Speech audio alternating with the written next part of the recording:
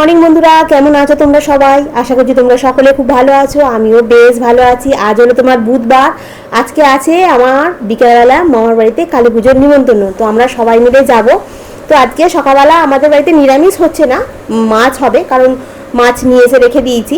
আর এখন আমি তনুর জন্য ওই অফিসে নিয়ে যাবে একটু কুমড়োর তরকারি করছি। কালকে বললাম না যে রোজ রোজ কুমড়োর তরকারি খাবো, এবারে কুমড়োটা তো কাটা আছে, এবার তরকারিটা আমি টিফিনে কি করে দেবো নিরামিষ বলো দেখি। ওই জন্য বলি কুমড়োটা যখন কাটা আছে, ছোলাও যখন আছে, তখন একটু ছোলা দিয়ে, কুমড়ো দিয়ে, আলু দিয়ে, একটুখানি নারকেল কোড়া দিয়ে করে দিই, একটুখানি ঘি গরম মশলা দেবো, হেভি খেতে হয়ে যাবে। মানে ওই জন্য এইটা করে দিচ্ছি। তার সাথে একটুখানি লাউ কাটবো, লাউ দিয়ে আলু দিয়ে মাছ দিয়ে ঝোল করে দেবো, ব্যাস। এই হচ্ছে আজকে আমাদের সকালের মেনু। আর তনুর টিফিনের মেনু আমি তোমাদেরকে বলে দিলাম।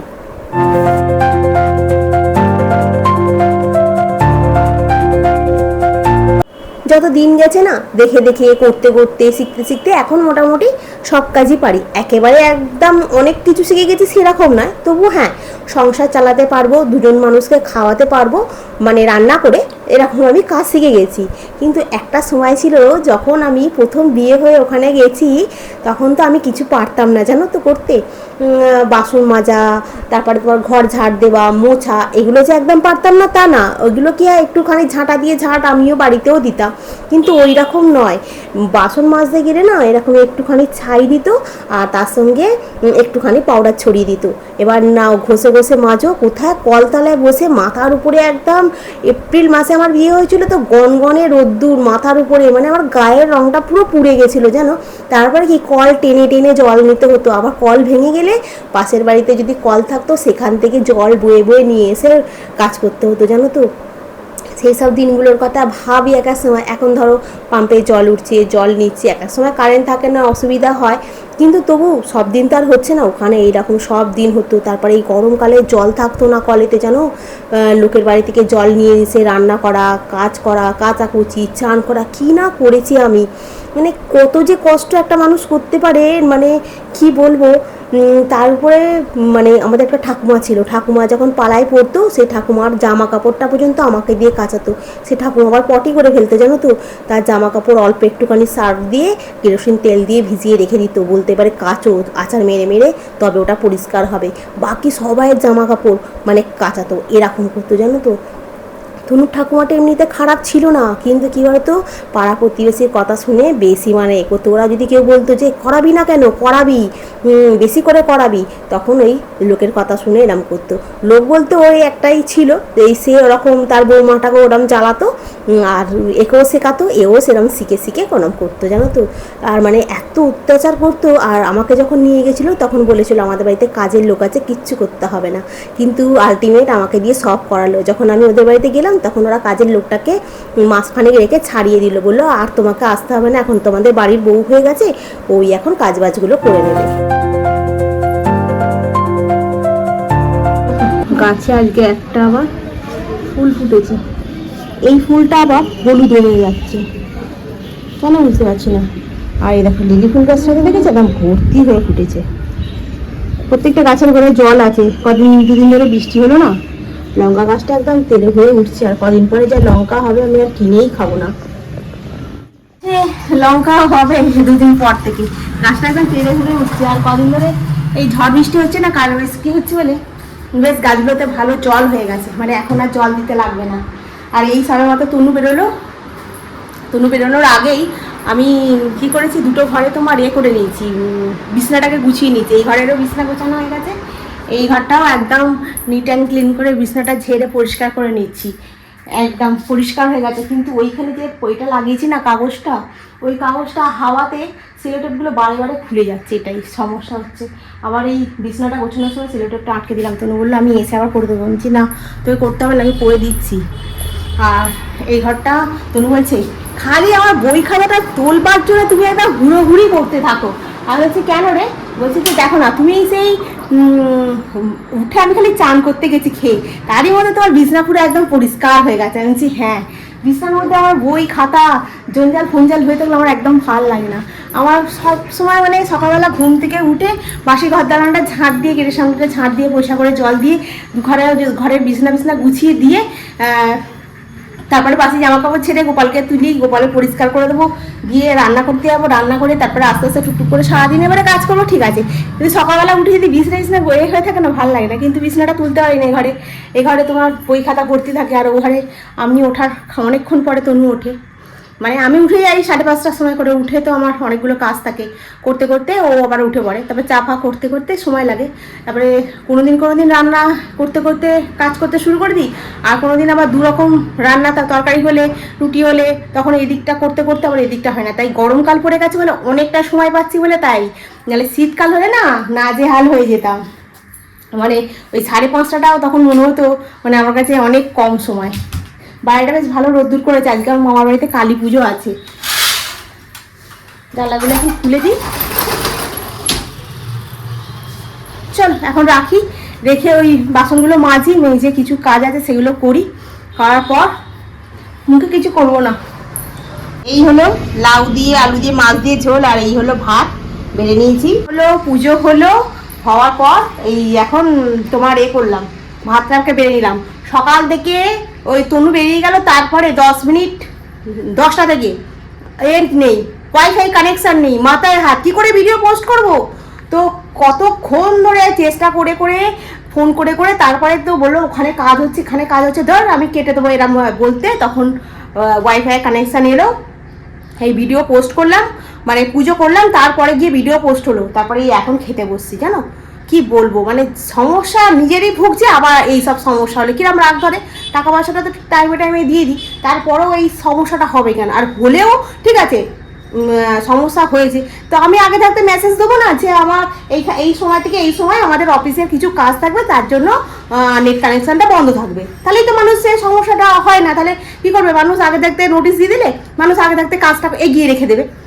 না, কোনো নোটিশ থাকে না, হ্যাঁ হঠাৎ করে বন্ধ করে দেবে চলতে, তাহলে কিরকম অসুবিধা হয়। আর একবার না ভিডিও ডাউনে দিয়ে দিলে, মানে ডাউনলোডে বসিয়ে দিলে আর নেট অফ হয়ে গেলে সে ভিডিও আর তোমার নেট চললেও পোস্ট হতে চায় না, জানো তো, আবার তোমাকে নতুন করে পোস্ট করতে হয়, জানো খুব সমস্যা হয় এতে। তো চলো আজকে খেয়ে নিই এখন, তো কি শাড়ি পরবো না পরবো সেটা একটা ব্যাপার আছে। তনুর আবার একটা পার্পেল কালারের চুড়িদার আছে, ওটাকে আবার মুড়ে দিতে হবে, ওটা ঠিকঠাকই হচ্ছিলো গায়ে, এমন রোগা চক্রে হয়েছে, এখন ওই চুড়িদারটাও গায়ে ঢুলঢুলো হয়ে গেছে, ওটাকে মুড়বো। আমি কি শাড়ি পরবো সেটা এখন বার করবো, মানে এখন অনেকগুলো কাজ আছে জানো তো, 3টে বাজতে আছে। চলো খেয়ে নি, ঠিক আছে। মামার বাড়িতে যে আজকে তনু তাড়াতাড়ি চলে আসবে, ওকে বলেছি স্যারকে বলি 5টার সময় ছুটি দিয়ে দিতে, তারপর ওখান থেকে বেরিয়ে চলে আসবে তাড়াতাড়ি। বললো হ্যাঁ স্যারকে বলবো। আর আসল কথা ট্রেনটার জন্য খুব সমস্যা জানো, এখন ইদানিং এত ট্রেনের সমস্যা হচ্ছে, বেচারি 6টা 20-25 চলে আসে জানো তো, এসে হলদিয়া লোকালটা ছেড়ে দেয়, তো তারপরে যে পাঁশকুড়ার মেদিনীপুরটাতে আসে পরেই আছে, 6:30টার সময়তেই মেদিনীপুর পাঁশকুড়া রয়েছে, আর ওই ট্রেন আসে না যেন 7:10-15 হয়ে যায়, তখনও ট্রেন ছাড়ে না, খুব সমস্যা হয়। এখন আস্তে আস্তে রেগুলারই প্রায় 7টা 8:30 বেরিয়ে যায়, এসে না একটু পড়তে সময় পায় না, তো খুব মানে বিরক্ত বোধ করে, মানে দূর ভাল লাগে না, কখন পড়বো। আর সিলেবাস তো একটুখানি নয় বলো না, সিলেবাস অনেক বড় জানো তো, আর খুব চাপও। তো চলো এখন খেয়ে নি, ঠিক আছে। আমি রেডি হয়ে নিয়েছি, তনু রেডি হয়ে নিয়েছে, বুলুরা এসে গেছে, এবারে চাবিটা মারবো, মেরে বেরিয়ে যাব।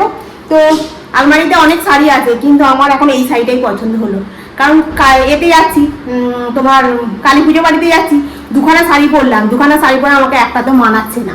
সে তনু বললো যেন কেমন নেতা লাগছে গোলাপি রঙের শাড়িটাতে পরি, বলছে যেন ঘরোয়া যেমন হয় ওরকম লাগছে, তাহলে এইটা পরি।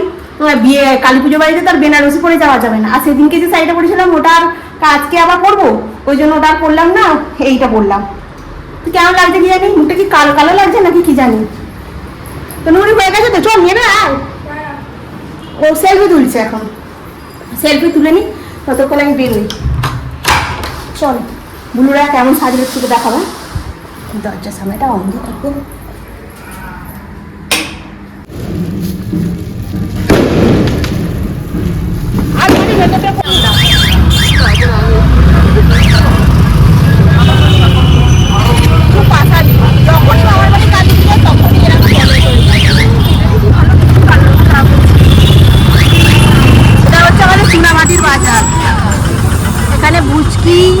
এটা বুলু দেখা মুখটা, এটা আমাদের গলুয়া, মুখটা দেখা। হাই বলবি তো তুই একটু, হাই বল।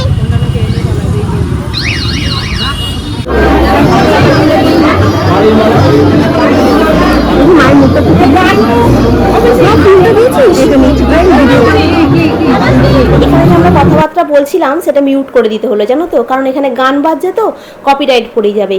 আর এই মাকে পুজো দিলাম, দিয়ে এখানে সবাই এসেছে, মাসিরা এসেছে, হ্যাঁ খালি দুটো দিদি আসেনি, বাকি সবাই এসেছে, সবার সঙ্গে দেখা হলো, আলাপ হলো। এখানে এক মাইমা আছে, তাকে মাইমা আমাকে বলছে তোকে ঘরের সামনে আমি আশীর্বাদ একদিন অনেক বড়, মানে এত ভালোবাসে আমার ব্লগ দেখে জানো তো, আমার যে মনের কষ্ট দুঃখের কথা আমি যে তোমাদেরকে বলি, তার সাথে আমার ওই মাইমাও শুনে জানো, আমাকে বলছে তুই একদিন অনেক বড় হবি দেখবি, আমার কথাটা মিলিয়ে নিবি। এত মনটা মানে শান্তি হয়ে গেল ঠাকুরের কাছে এসে। এটা হলো আমার মেজো মাসি। এর আগে তোমরা হয়তো দেখেছো, খেয়াল করতে পারবে কিনা জানি না, কিন্তু মেজো মাসি এখন অনেক রোগা হয়ে গেছে, তার সাথে আবার বড় মাসি এসছে, বড় মাসিও অনেক রোগা হয়ে গেছে। আর বয়সের সাথে সাথে মানুষের তো পরিবর্তন হবেই। আর এখানে কি বলবো, মানে খেতে যে বসবো, মানে ফুচকাটা যে খাবো, আমাদের গলুয়া ফুচকা নিয়ে এসে একটা করে সবার হাতে দিল, তাই খেতে পেলাম, নাহলে ফুচকাও খেতে পেলাম না।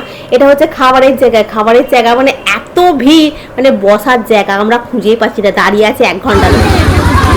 কম্বল দেখ কিরম ভাবে সব লাইনে দাঁড়িয়ে আছে খাবার টেবিল ধরে, এইসবই দেখাতে হবে, নাহলে কি করে বুঝবি খাবার লাইন পড়েছে এগুলো, এখনো মানুষের খাওয়া শেষ হয়নি আর আমরা এখানে দাঁড়িয়ে আছি, তোর লজ্জা করছে না?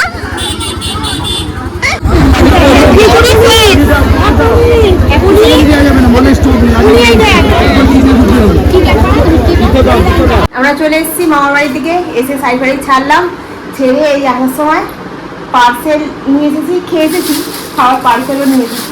পার্সেলগুলোকে এখন কি আছে এগুলো সব বার করে ভাঁজ করে রাখছি বলছি, বার করে গুছিয়ে রাখি। আসল কথা অতিরিক্ত লোক বলেছিল তো, ফার্স্টে হয়েছিল বাবা আমি তো কি ফুল দিচ্ছে না, অতিরিক্ত লোক বলেছিল তো, যার জন্য ভাবছিলাম কোথাও বসে খেতে পারবো না। তারপরে বুলু বলছে যে না না দূর বাবা, কথা বলতে গিয়ে কত রকম হচ্ছিল। বুলু বলছে না না বসে খেয়ে যাবো। এবার বোনটা আছে, এবারে বোনকে নিয়ে বসে পড়েছি, আর ওদের হাতে পার্সেল পাঠিয়ে দিয়েছিলাম। ওরা কী করেছে, বাবার কাছে এসে, আমার বাবার কাছে এসে পার্সেল ভাত খুলে খেয়ে নিয়েছে। আর আমাদেরও রাখা ছিল, আমরা খাইনি, আমরা ওখানে বসে খেয়েছি না, চ এবার পার্সেলগুলো নিয়ে চলে যাই, মানে পার্সেলগুলো নিয়ে চলে এসেছি। প্রচণ্ড লোক বলেছে তো, মানে লিমিট ক্রস লোক বলেছে, মানে অতিরিক্ত হয়ে গেছে ব্যাপারটা, কী বলবো আর। তো চলো বন্ধুরা আজকে রাখি, এমনি খুব মজা হয়েছে, খাওয়া দাওয়াও ঠিকঠাকই হয়েছে, কোনো অসুবিধা হয়নি। ওই আর কি একটুখানি বসতে করতে একটু অসুবিধা হচ্ছিল, তারপরে মোটামুটি ঠিকই আছে। তো অনেকদিন পর সবার সঙ্গে দেখা হলো। আমার চোখটাতে ঘন্টিং কী পড়ছে কী জানি বুঝতে পারছি না, কথা বলতে গিয়ে কত রকমের প্রবলেম হয়ে যাচ্ছে। তো চলো বন্ধুরা আজকে রাখি, কালকে আবার কথাবার্তা হবে জানো তো। চোখটাতে একটু জল ঝাপড়া দিই, মুখটা একটুখানি ভালো করে ফেস ওয়াশ দিয়ে পরিষ্কার করে নিয়ে তারপরে তোমার শুতে যাবো।